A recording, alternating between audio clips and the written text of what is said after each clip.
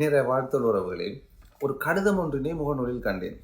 அந்த கடிதத்தை பார்த்துவிட்டு என்னடா எழுதியிருக்கின்ற அந்த கடிதத்தையும் அப்படியே முழுவதையும் படித்து பார்த்தேன். ஒரு தாளிலே 2 பக்கம் அந்த கடிதத்தின் உள்ளடக்கம் அடங்கியிருக்கின்றது. அந்த கடிதத்தை எழுதினவருக்கு பெயர் பார்த்தீங்கன்றால் ஏதோ ஏதோ ஒரு ஒரு ஊரை போட்டு சிவம் என்று சொல்லி போட்டுக்கின்றார். உண்மையிலேயே இந்த கடிதத்தை படித்த பின்னர் அந்த சிவமண்டலத்தில் இருக்கின்ற விசிறியை கலட்டி விட வேண்டும் போல் எனக்கு இருக்கின்றது.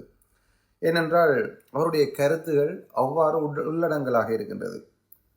இன்னொரு மனநிலையில் இவர்கள் எல்லாம் இருக்கின்றார்கள் என்பதை உண்மையிலேயே சிந்திக்க தோன்றுகின்றது.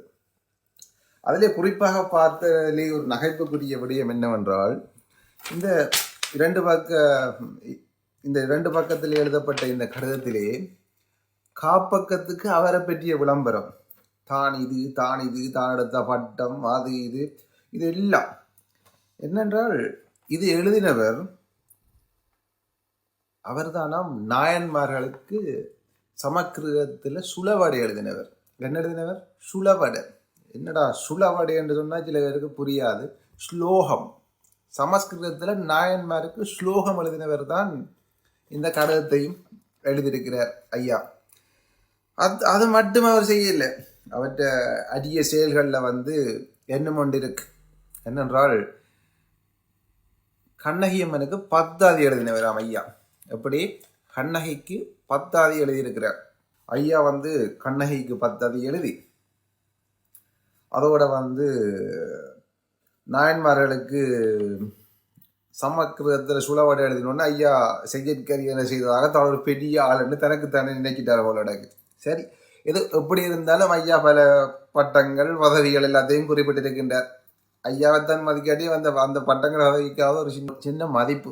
சரி, அப்படியே பார்க்கலாம். அவருடைய தலைப்பு என்னென்றால், அந்த கடிதத்தினுடைய தலைப்பு சைவ துரோகிகளை இனங்கண்டு துரத்த வேண்டும். எப்படி? சைவத்துக்கு இரண்டகம் செய்பவர்களை திறத்த வேணுமாம் இனங்கண்டு.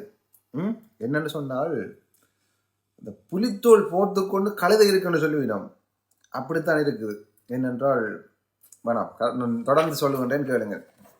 இதெல்லாம் முடித்து இறுதியிலே அவர் எழுதியிருக்கின்றார், இந்த எச்சரிக்கையை இந்த கயவர் முன் வைத்து இந்து சமய அறிஞர்கள் உடனடியாக ஏதாவது நடவடிக்கை எடுக்க வேண்டும் என கேட்டுக்கொள்கின்றேன். யாரெல்லாம் இந்து சமய அறிஞர்கள் இருக்கின்றீர்களோ நீங்கள் எல்லாம் நடவடிக்கை எடுக்குமாறு அவர் கேட்டுக்கின்றார். ஆகையானால் இது ஒரு தனிப்பட்டவருக்கோ தனிப்பட்ட ஒரு அமைப்புக்கோ எழுதப்பட்ட கடிதம் இல்லை என்பது இவருடைய இறுதி எழுத்தின் தெளிவு. அதைவிட இவர் இதிலே பல உள்ளடக்கங்கள் எல்லாம் எழுதியிருக்கின்றார். அதை முழுக்கத்தையும் படித்து பார்க்க வேணுமான்னு சொன்னால் பார்த்தா நீங்கள் சில நேரம் இந்த ஐயா மேலும் சில பேர் கோவப்பட்டு விடுவீர்கள். ஆன காரணத்தினால் நான் முழுமையாக படிப்பதை உண்மையிலேயே விரும்பவில்லை. ஐயா சில விடயத்துக்கு குமுறுகிறார். நான் சுருக்கமாக சொல்ல போனால், ஐயா என்னென்றால் சுமார்த்தம், சைவம், வைணவம் இது எல்லாத்தையும் நீங்கள் ஒன்றாகத்தான் வைத்திருக்க வேண்டும். அதை பிரித்து பார்த்து கதைக்கக்கூடாது. ஏன்றா ஐயா அப்படி சொல்றார் என்று பார்த்தால் கீழே பிரம்மஸ்ரீ என்று சொல்லித்தான் அவருடைய பெயரை போட்டுகின்றார். சரி, சைவம் என்று சொல்லி கதைக்கும் பொழுது பிரம்மஸ்ரீயருக்கு கோபம் வரும், கொஞ்சம் குழப்பமாக இருக்கும், அங்கே இங்கே எல்லாம் ஊறுற மாதிரி இருக்கும் என்றதுக்கு மாற்று கருத்துக்கு இடமில்லை. அதை கேட்டதை போல் ஐயா தன் செயல் வடிவத்தை கொடுத்திருக்கின்றார். என்னவென்றால், ஐயாவின் தலைப்பு போல் சைவ துரோகிகளை இனங்கண்டு துரத்த வேண்டும் என்று சொன்னால் ஐயா இந்த கருத்தை போட முடியாதுன்னு நான் நினைக்கின்றேன். ஏனென்றால் துரத்தப்படுவதில் ஐயாவும் உள்ளடக்க வேண்டியவராகத்தான் இருப்பார் என்பதற்கு மாற்று கருத்துக்கிடமில்லை. ஏனென்றால் நல்ல ஆழமாக கதைக்கு வலிக்கிட்டால் ஆறாவது திரட்டி விடுவார்கள் என்னும் காரணத்தினால் ஐயாவை பார்த்து மனமிறங்கி பாவம் ஏதோ பிழைச்சு போகட்டும் என்பதற்காக மேல்மிகுதியாக அதை பற்றி நான் கதைக்கவில்லை. ஐயா கூறியிருக்கின்றார் என்னவென்றால், இந்த வழிபாடுகள் இவ்வாறு சைவம் என்று சொல்லுபவர்கள் நீங்கள் எங்களுடைய சனாதன தர்மத்தை விட்டு விலகி போய் புதிய ஒரு சமயமாக நீங்கள் எல்லோரும் நீங்கள் செயலாற்றிக் கொள்ளுங்கள், நீங்கள் பயணித்துக் கொள்ளுங்கள் என்ற மாதிரி போட்டுகின்றார் ஐயா. ஐயா ஒன்றை புரிந்து கொள்ள வேண்டும். என்னென்றால், இந்த சமயத்திலே நடக்கும் குளறுபடிகளில் இருந்து இந்த சமயத்திலே புகுத்தப்பட்டு கொண்டிருக்கின்ற புதிய வகையான வழிபாடுகள் இருந்து இது தொடர்பான ஒரு எதிர்ப்பான கருத்துக்கும் ஐயா ஒரு கடிதத்தை எழுதி வெளியிட்டிருந்தால் உண்மையிலேயே ஐயாவினுடைய பெயர்கள் இருக்கும் அந்த சிவமனும் பெயர்கள் இருக்கும் விசிறியை நாங்கள் வீசி அறிந்திருக்க தேவையில்லை. அந்த விசிறியை விசிறியாகவே விட்டிருக்கலாம். ஆனால் ஐயா அந்த செயல்பாடுகளுக்குத்தான் தன்னுடைய விசிறியை விசுக்கி கொண்டிருக்கின்றார் என்னும் பொழுது உண்மையிலேயே ஐயா மேல் எங்களுடைய பார்வை ஒரு ஐயமாகத்தான் இருக்கின்றது. ஏனென்றால் இதை பார்க்க இது ஐயா தான் எழுதினாரா அல்லது யாருக்காக எழுதினாரா தெரியவில்லை. ஆனால் ஐயாவினுடைய எழுத்தும் உள்ளடங்கலாக இருக்கின்றது என்பது அதனுடைய வெளிப்படை. என்னென்றால் ஐயா ஒன்றை புரிந்து கொள்ள வேண்டும். இதில் நீங்கள் கூறியிருக்கின்றீர்கள் இந்த சுமார்த்தம் இதெல்லாத்தையும் நீங்கள் பிரிக்கக்கூடாதுன்னு சொல்லியிருக்கின்றீர்கள். நீங்கள் ஆகமம் படித்திருப்பீர்கள் என்று நினைக்கின்றேன். நீங்கள் எல்லாம் பாடசாலைகள் எல்லாம் வைத்து கற்பிக்கின்றீர்கள். நீங்கள் பல வேறு எல்லாம் இருக்கு நூலாசிரியர் கணக்கு விடயங்கள் எல்லாம் உங்களுடைய விளம்பரத்திலே உள்ளடக்கி இருக்கின்றீர்கள். இப்படிப்பட்ட நீங்கள் எப்படியோ ஆகமத்தில் கொஞ்சமாவது படித்திருப்பீர்கள். ஆகமத்தை முழுமையாக படித்தவர் ஒருவரும் இல்லை என்று நினைக்கின்றேன். ஆகையினால் நீங்கள் கொஞ்சமாவது படித்திருப்பீர்கள். ஏனென்றால் நீங்கள் படிப்பித்து கொடுப்பதன் காரணத்தினால் கொஞ்சமாவது படித்திருந்தால் தான் படிப்பித்து கொடுக்கலாம் எனும் அடிப்படையிலே நீங்கள் படித்திருப்பீர்கள்.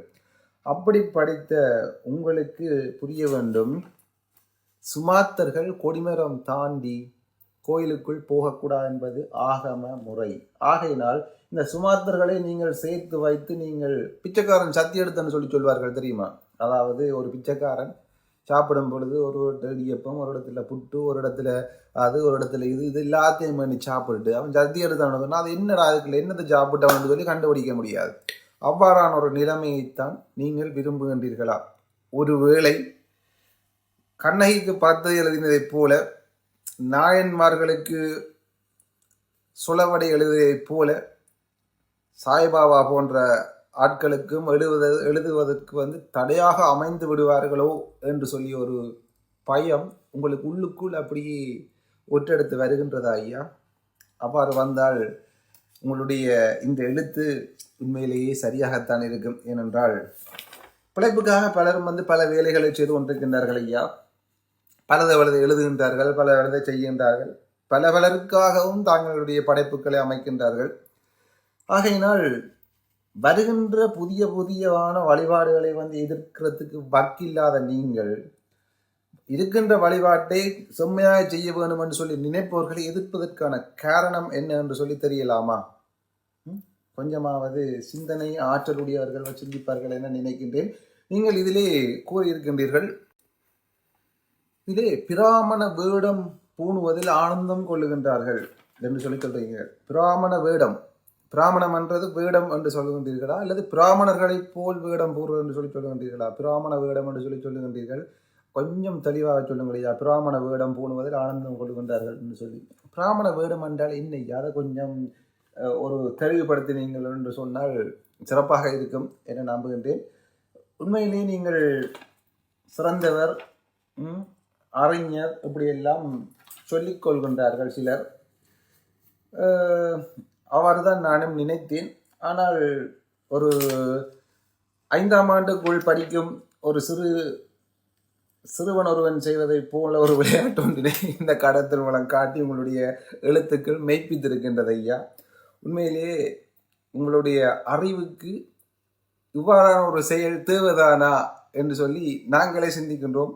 நீங்களும் ஒரு தன்னாய்வு ஒன்று செய்தீர்கள் என்று சொன்னால் வருங்காலத்திலே உங்களுடைய படைப்புகள் மேலும் மேலும் சிறப்பாக அமையும் என நான் நினைக்கின்றேன். மேன்மைகள் சைவ நீதி விளங்குக உலகமெல்லாம். சைவ நீதியை உலகுக்கு விளங்க பண்ண வேண்டும் என்று சொன்னாங்க. சைவம் சைவமாக இருக்க வேண்டும். அதனை தாங்கள் முதலிலே புரிந்து கொள்ள வேண்டும். நீங்கள் சைவம் என்று சொல்லி போட்டு ஒரு பால் இருக்கின்றது, பசுவினுடைய பால் இருக்கின்றது. அதுக்கு பாலாக இருக்க மட்டும்தான் அதனுடைய பெயர் பால். அந்த பாலுக்குள்ளே நீங்கள் நீரையோ அல்லது எண்ணெயோ நீங்கள் விட்டு கலந்தால் அதனை பால் என்று சொல்வீர்களா, பால் கலவை என்று சொல்வீர்களா? பால் கலவையால் பாலினுடைய பயனை தர முடியுமா அல்லது பாலினால் தர முடியுமா என்பதை நீங்களே தன்னாய்வு செய்து பாருங்கள். உங்களுடைய கருத்தில் நீங்கள் கூறினது தான் நீங்கள் எழுதினது தான். நீங்களே பாருங்கள், உங்களை நினைக்க கவலையாக இருக்கின்றது ஐயா. ஏனென்றால் உண்மையிலேயே நீங்கள் கற்றவர் கற்றவர் கண்டபடி இவ்வாறெல்லாம் எழுதுகின்றீர்களே என நினைக்கும் பொழுது உண்மையிலேயே கவலையாக இருக்கின்றது ஐயா. ஏனென்றால் பெரியோர்களை எவரும் கனம் பண்ணவில்லை, பெரியோர்களை அவ்வாறு பேசுகின்றார்கள், அவர்கள் மன உளைச்சல் இருக்கின்றார்கள் என்றெல்லாம் சிந்திக்கின்றீர்கள். இதிலே பெரியோர் என்பவர்கள் யார் என்பதற்கான ஒரு பதிலையும் நீங்கள் நான் சிந்திக்க வேண்டும். நீங்கள் எதிர்ப்பக்கத்தை பார்க்கின்றீர்கள் என்று சொன்னால் பின்பக்கத்தையும் பார்க்க வேண்டும். ஒரு எதிர்ப்பு முன்னுக்கு இருந்து வருது என்று சொன்னால் பின்பக்கத்தையும் பாருங்கள் ஐயா. அந்த இடம் என்னத்துக்காக எதிர்ப்புக்கு உள்ளாக்கப்படுகின்றது என்பதையும் நீங்கள் சற்று பார்த்தீர்கள் என்று சொன்னால் சிறப்பாக இருக்கும். அடுத்த தடவைகளிலே நீங்கள் வேறு சில இவ்வாறான சிறுவனை போல் எழுதும் கடிதங்களிலே சரியான முறையிலே ஒரு பெரியவனை போல் எழுதுவீர்கள் என நம்புகின்றேன். என்னுடைய கருத்துக்கள் உங்களை காயப்படுத்தாது என நினைக்கின்றேன். ஏனென்றால் இந்த கடிதத்தை படிப்பவர்களுக்கு உண்மையிலேயே புரியும் இது எவ்வாறான இந்த கடிதத்தில் நீங்கள் பயன்படுத்தப்பட்ட சொற்களும் உங்களுடைய எழுத்து முறையையும் பார்க்கும் பொழுது இது ஒரு எவ்வாறான முறையிலே நீங்கள் எழுதியிருக்கின்றீர்கள். இது ஒரு கல்வியை கற்பித்து கொடுக்கும் ஒரு ஆசிரியருடைய ஒரு ஒழுக்கமான பண்பா அல்லது பணிவா? நான் மேல்மிகுதியாக இதை பற்றி பேசவில்லை ஐயா. நான் இத்துடன் இக்காணொலியை நிறைவு செய்கின்றேன். தேவைப்பட்டால் பகுதி 2 சற்று ஏன் விரிவாகவே பார்க்கலாம். அவ்வாறு விரிவாக பார்த்தால் வேண்டாம். நமச்சிவாய வாழ்க, இன்பமே சூழ்க, எல்லோரும் வாழ்க. ஐயா நீங்களும் மகளுடன் வாழ்க.